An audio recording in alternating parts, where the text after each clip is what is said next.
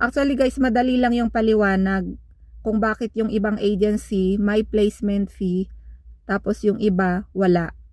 Kaya halimbawa, kapag walang placement fee, ibig sabihin lang dun guys, na yung employer na yung nagbayad sa agency para sa recruitment process.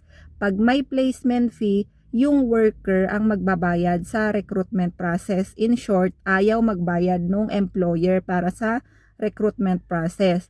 Kasi ang agency guys, business po yan, hindi yan charity. Business yan na naghahanap ng employer para sa'yo na aplikante na gustong trabaho abroad. So kung gusto mo ng walang placement fee, meron yan guys, yung mga bansa na walang placement fee, nasa batas nila, UK, Ireland, tapos Canada, ibang sectors ng workforce sa Canada. Yan, bawal sila maningil ng placement fee kasi nasa batas nila.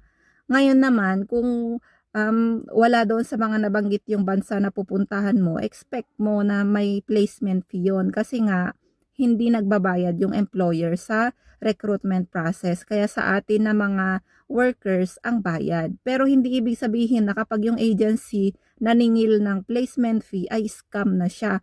Yun yung lagi kong nakikita na may nagko-comment doon na ay scam yung agency na yan kasi naniningil lang placement fee.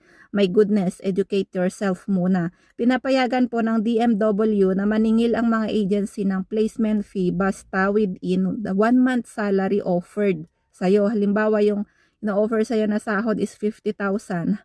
Dapat hanggang 50,000 lang din yung sisingilin ng agency sa'yo na placement fee ha, hindi kasali yung processing fee.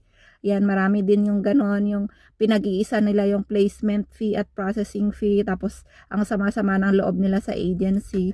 Okay, lagi kong sinasabi, educate ourselves.